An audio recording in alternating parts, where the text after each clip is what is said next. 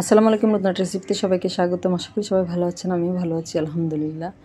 দেশি পাঁচমিশালি মাছ দিয়ে মাছের একটা রেসিপি তৈরি করে দেখাবো আজকে। এখানে আমি 8-10টা শুকনো মরিচ 3-4 বার পানি দিয়ে ধুয়ে একটু পানি দিয়ে ভিজিয়ে রেখেছি।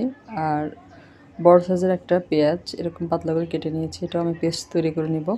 আর মরিচটাকেও আমি পেস্ট তৈরি করে নেব, আপনারা চাইলে পাটায় বেটে নিতে পারেন, এতে করে মাছটা খেতে খুবই ভালো লাগবে। আর এই যেটা আমার দেশ থেকে পাঠানো চাপিলা, মলা, চান্দা, চিংড়ি, ছোটো চিংড়ি, অর্থাৎ 3-4 রকমের মাছ আছে এখানে। আমি এখানে মাছটা লবণ দিয়ে ভালো মতো ধুয়ে পরিষ্কার করে নিয়েছি। আর হাঁড়ির মধ্যে পুরো মাছটা আমি নিয়ে নিব। আর এভাবে মাছটা রান্না করলে, ছোটো মাছটা, যে কোনো ছোটো মাছ রান্না করলে কিন্তু খেতে খুব বেশি ভালো লাগবে। আপনারা আমার এই রেসিপিটা পুরো দেখবেন। আর প্রথমে আমি পেঁয়াজ পেস্টটা দিয়ে দিলাম, এরপরে আমি মরিচটা যে পেস্ট করে রেখেছিলাম ওটা দিয়ে দিব।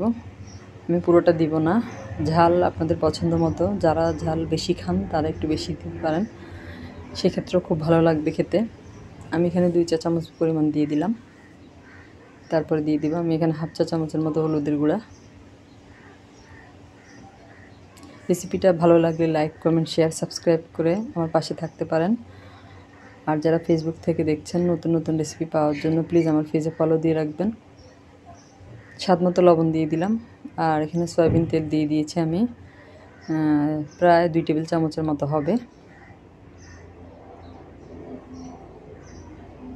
আর দিয়ে দিব আমি এখানে 1.5 চা চামচ পরিমাণ আদা রসুন বাটা।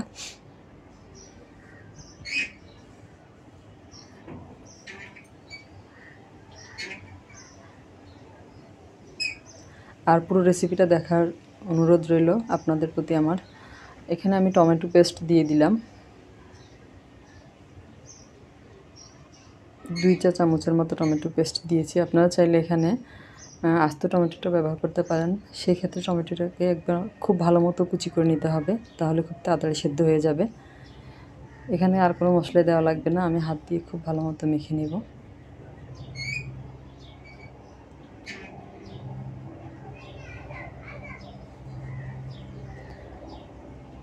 আর মাখানো আমার হয়ে গিয়েছে, চুলায় বসিয়ে দিয়েছি। এখানে আমি কিন্তু আর কোনো পানি ব্যবহার করব না।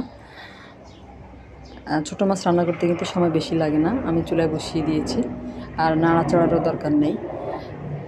আমি প্রথমে ঢাকনা দিয়ে ঢেকে হাই হিটে 3 মিনিট রান্না করে নিয়েছি। এরপরে চুলার আঁচটা লো করে দিয়ে আরও 5 মিনিটের মতো রান্না করে নিয়েছি, অর্থাৎ 8 থেকে 10 মিনিটের মধ্যে কিন্তু এই মাছটা রান্না হয়ে যাবে। এই যে আমার হয়ে গিয়েছে। আর আমি কিন্তু নাড়াচাড়া করিনি, মাঝখানে আমি হাতলটা 2 হাতল ধরে একটু নেড়ে দিয়েছিলাম, এতে করে সব মাছের সব সাইড ঠিক মতো হয়ে যাবে। একেবারে শুকনো শুকনো করে নিতে হবে। আর গুঁড়া মাছটা যত শুকনো করে নেবেন ততই কিন্তু খেতে খুবই ভালো লাগে। এই যে সার্ভ করে আপনাদেরকে আমি দেখালাম, খুবই মজা হয়েছিল খেতে। রেসিপিটা আপনাদের কাছে কেমন লাগলো কমেন্ট করে জানাবেন। সবাই অনেক বেশি ভালো থাকবেন। আজ এই পর্যন্তই, আল্লাহ হাফেজ।